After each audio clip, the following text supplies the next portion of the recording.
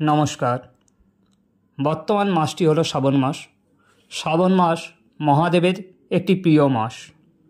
তা এই মাসে যে সকল জাতক বা জাতিকার কালসর্প দোষ আছে বা যে সকল জাতক বা জাতিকার সাড়ে সাতির এফেক্ট চলছে এবং অর্থকষ্টে ভুগছেন, সাংসারিক অশান্তি, মানসিক চাপ বৃদ্ধি পাচ্ছে, সেই সকল জাতক বা জাতিকা শ্রাবণ মাসের প্রতিটা দিন অথবা যে প্রতিটা সোমবার যদি মহাদেবের পুজো করেন বা মহাদেবের মাথায় একটু জল দেন তাহলে অনেক উপকার পাবেন।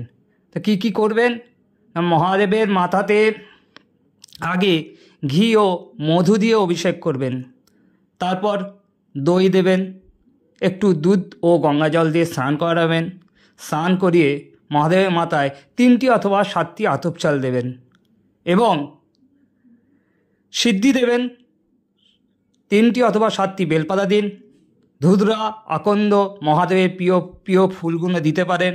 কাঁটা ফল দেবেন এবং নমঃ শিবায় মন্ত্রে জল দেবেন, দিয়ে প্রণাম করবেন মহাদেবকে এবং নমঃ শিবায় মন্ত্রে 10 বার জপ করবেন।